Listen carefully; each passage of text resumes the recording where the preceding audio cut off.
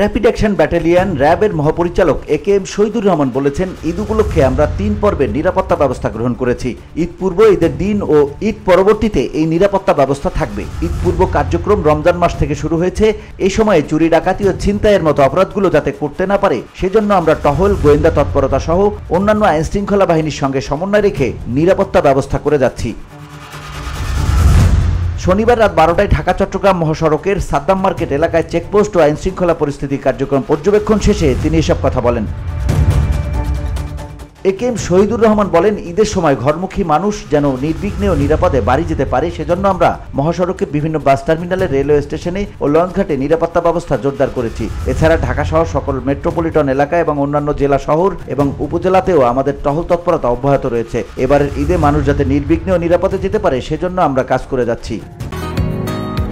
বসুন্ধরা, উত্তরা, বনশ্রী, কুড়িল ও বাড্ডা সহ রাজধানীর বিভিন্ন স্থানে অভিজাত ও অত্যাধুনিক মানের ফ্ল্যাট কেনার এক নির্ভরযোগ্য প্রতিষ্ঠান প্লেজেন্ট প্রপার্টিজ লিমিটেড।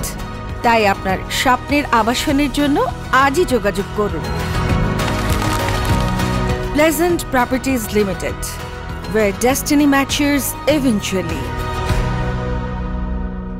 তিনি বলেন, সাধারণত এই সময়ে ছিনতাই, চাঁদাবাজি, মলম পার্টি, অজ্ঞান পার্টির তৎপরতা বৃদ্ধি পায়। এরা যাতে কোনো রকম অপতৎপরতা চালাতে না পারে সেজন্য আমরা সচেষ্ট আছি। আর ঈদের দিনে জাতীয় ঈদগাহ সহ সারা দেশে বড় বড় ঈদের জামাত হয়, সেখানে আমাদের নিরাপত্তা ব্যবস্থা জোরদার থাকবে।